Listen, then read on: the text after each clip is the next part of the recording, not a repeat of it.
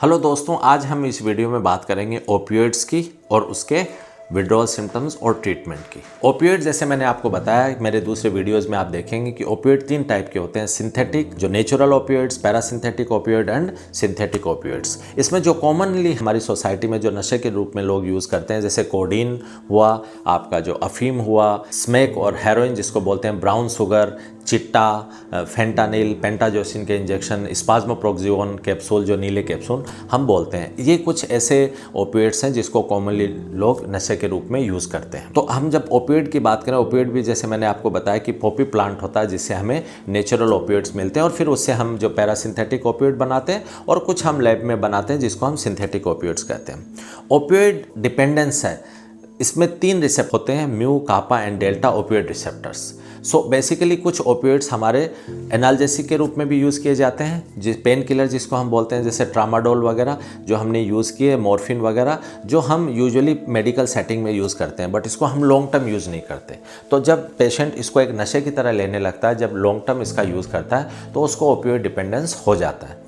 जब opioid dependence हो गया और अगर आप इसको अचानक से छोड़ते हैं, तो क्या क्या ओपियोइड विड्रॉल सिम्टम्स होते हैं। जैसे मैंने आपको बताया कि इसमें टॉप टू बॉटम अगर हम बात करें, आंख में से पानी गिरना लैक्राइमेशन, जैसे आपके नाक में से पानी गिरना राइनोरिया, इसमें सीवियर बॉडी एक होता है क्योंकि ओपियोइड एक एनाल्जेसिक की तरह काम करता है। अचानक छोड़ने से उसमें मांसपेशियों में, मसल्स में पेन और दर्द होता है। इसमें डायरिया होता है पेशेंट को, इसमें पेशेंट को उबासियाँ आती हैं, पेशेंट को बीपी पेशेंट का बढ़ जाता है, हाई ब्लड प्रेशर, पेशेंट को एंजाइटी होती है, पेशेंट को स्वेटिंग होती है, पेशेंट को स्लीप डिस्टर्बेंस होते हैं।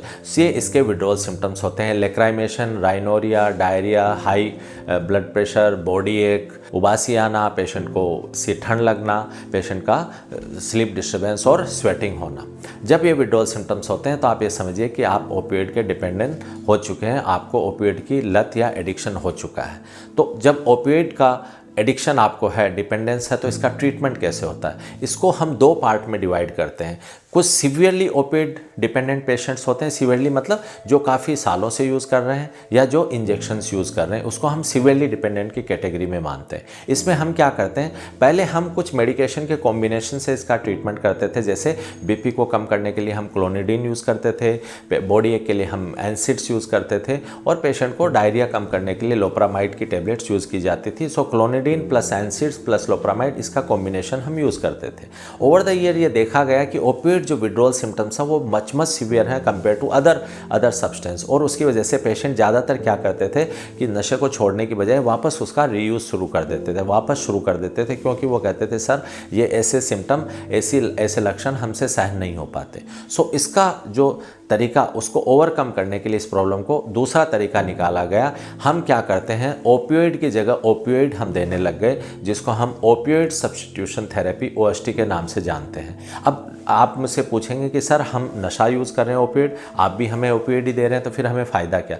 देखिए दोस्तों, इसका एडवांटेज क्या है? पहली बात तो आप जो नशा ले रहे हैं, आप बहुत ज़्यादा क्वांटिटी में ले रहे हैं, आपको पता नहीं है कि कौन आपको क्या दे रहा है, क्योंकि ये तो इलीगल है। आप उसको चेक करके तो उसकी क्वालिटी चेक करके तो लेते नहीं हैं, तो उसके कोई बहुत सारे आपके जो बॉडी पे जो साइकोलॉजिकल और फिजिकल हार्म, बहुत सारी मानसिक बीमारियां होती हैं, उससे बहुत सारी मेडिकल बीमारियां भी, उससे जो शारीरिक बीमारियां भी होती हैं। ओपियोइड सब्स्टिट्यूशन थेरेपी देते हैं, उसमें 2 मेन मेडिकेशन यूज़ करते हैं, बुप्रेनोर्फिन और मेथाडोन। तो इसका एक मिनिमम जो क्वांटिटी फिक्स है कि ये दी जाती है, वो एक सिर्फ आपको जो ओपियोइड की जगह जो आपकी क्रेविंग है, जो डिज़ायर है, उसको रिप्लेस करता है, बट उसका वो आपको प्लेजर नहीं देता, वो किक नहीं देता। सो वो एक मेडिसिन की तरह है। वो ऐसा नहीं है कि आप उसको लेंगे तो आपको बहुत मज़ा आने लगेगा या बहुत, हाँ, जो आपके विड्रॉल सिम्टम्स है वो नहीं होंगे, वो आपको काम और कूल रखेगा, आपको कोई तकलीफ नहीं होने देगा, लेकिन वो एक नशे की तरह आपको जो किक और हाई मिलता है वो उससे नहीं मिलेगा। सो वो मेडिसिन है, वो सेफ़ है, वो आपको कोई हाई नहीं करता, वो आपको नशा नहीं देता,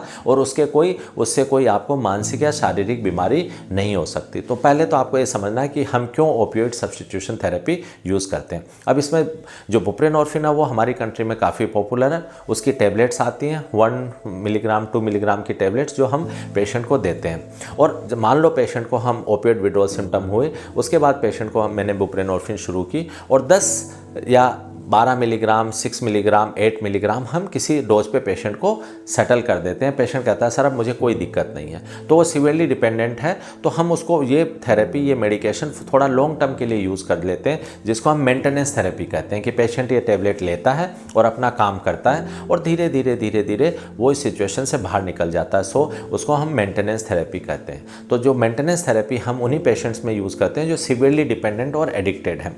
कुछ पेशेंट्स ऐसे हैं जो 1 या 2 साल से यूज़ करते हैं, वो कहते हैं नहीं सर मुझे पता नहीं मैं क्यों इस सिचुएशन में आ गया, प्लीज़ मेरी हेल्प कीजिए, मेरा इन विड्रॉल सिम्टम से पीछा छुड़वाइए और उसके बाद मैं आपका बुप्रेनोर्फिन भी यूज़ नहीं करना चाहता। तो हम इसमें क्या करते हैं कि बुप्रेनोर्फिन पे उसको जो विड्रॉल सिम्टम्स हैं उसको ठीक करते हैं बुप्रेनोर्फिन से, जिसको हम डिटॉक्सिफिकेशन कहते हैं। और जब पेशेंट सेटल हो जाता है, जब पेशेंट को अब सिम्टम नहीं है, कोई लक्षण नहीं है, तब हम बुप्रेनोर्फिन को भी धीरे धीरे कम करके बंद कर देते हैं। और बंद करने के बाद हम एक टेबलेट यूज़ करते हैं जिसको हम नेल्ट्रेक्सोन बोलते हैं। सो जो मेथाडोन और बुप्रेनोर्फिन हम यूज़ करते हैं ओपिएट सब्स्टिट्यूशन थेरेपी, वो बेसिकली ओपिएट एगोनिस्ट होते हैं। वो उसी जैसे ओपिएट जो पेशेंट नशा ले रहा था जैसे काम करता है वैसे ही ये काम करते हैं। लेकिन जो नेल्ट्रेक्सोन है जो हम बुप्रेनोर्फिन बंद करने के बाद देते हैं, वो ओपिएट एंटागोनिस्ट है। बेसिकली वो क्या करता है, जैसे वो उसकी आपकी 50 मिलीग्राम की टेबलेट आती है, सो हम उसको ओपिएट, जैसे आपने बुप्रेनोर्फिन बंद किया, बंद करने के 3 दिन के बाद हम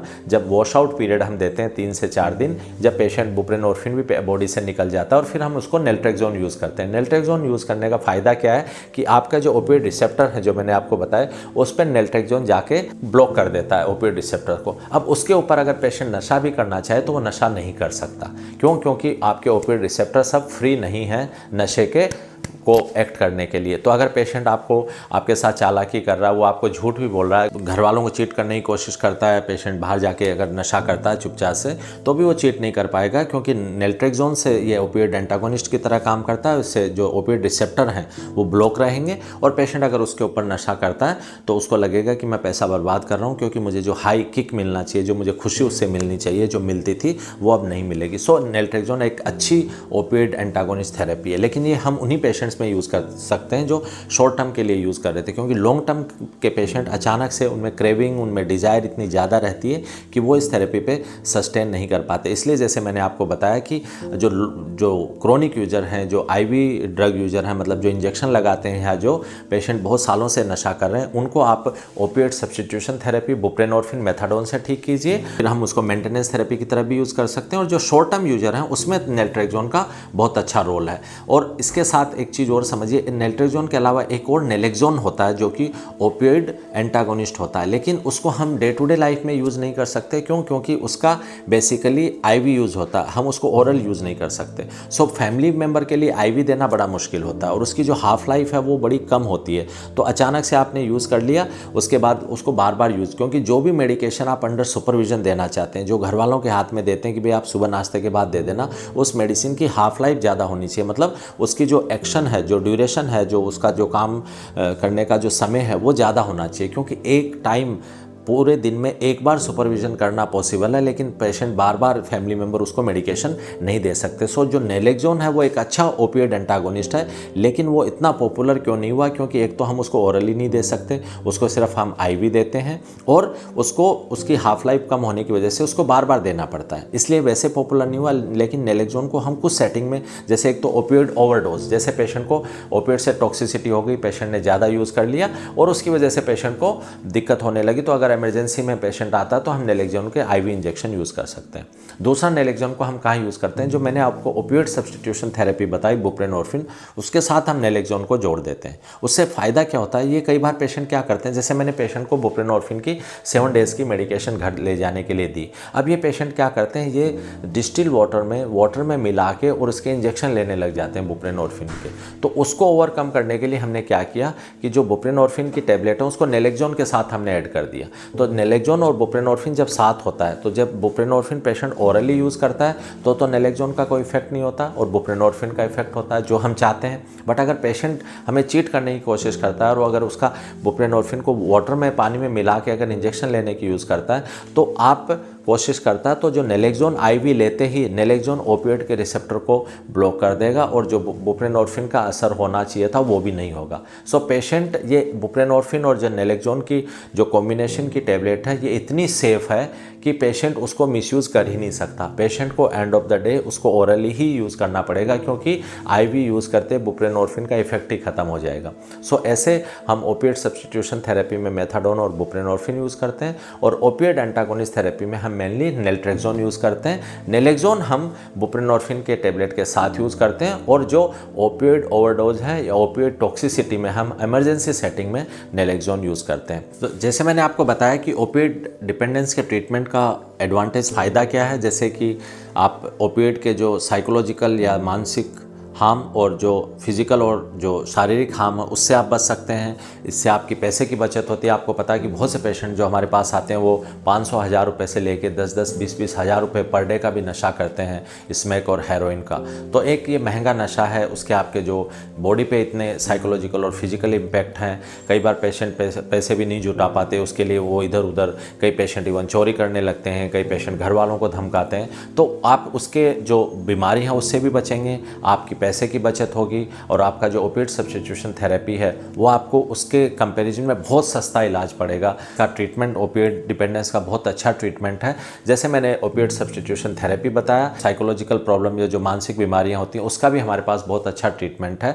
और उसके साथ साथ आपको जो इसमें भी साइकोथेरेपी या काउंसलिंग का बहुत अच्छा रोल है, क्योंकि जैसे मैंने हर सब्सटेंस या नशे के बारे में बताया कि इसके जो फिजिकल प्रॉब्लम है, जो इसके जो विड्रॉल सिम्टम्स हैं, उसका ट्रीटमेंट हम 3 से 4 हफ्ते में ही पेशेंट को काफ़ी स्टेबल कर देते हैं। बट उसका जो माइंडसेट चेंज करने में उसमें कुछ महीने या इवन साल भी लगते हैं। तो वो आपको माइंडसेट चेंज करने की ज़रूरत है कि जिस माहौल में आप रहते थे उन दोस्तों को छोड़ना आपको पड़ेगा, जो आपका माइंडसेट बन चुका था उससे आपको निकलना पड़ेगा, और आपको कहीं न कहीं अपने कैरियर में स्टेबिलिटी भी लानी पड़ेगी। आपको एक समाज का हिस्सा होना पड़ेगा, और उसमें कुछ टाइम लगता है, जो एक चैलेंज होता है। बट हाँ, एक अच्छे प्रोफेशनल की हेल्प से आपका जो फार्माकोलॉजिकल इंटरवेंशन है, जो मेडिसिन है, प्लस जो साइकोलॉजिकल इंटरवेंशन है, काउंसलिंग और साइकोथेरेपी है, उसकी हेल्प से आप बिल्कुल इस नशे से बाहर निकल सकते हैं। सो ओपिएट, स्मैक और जो ब्राउन शुगर जिसको हम बोलते हैं, जो सफ़ेद पाउडर, ये भी एक काफ़ी प्रिवेंटली काफ़ी तेज़ी से हमारी सोसाइटी में पेनिट्रेट कर रहा है, और हमारे लाखों और करोड़ों युवाओं की ज़िंदगी इससे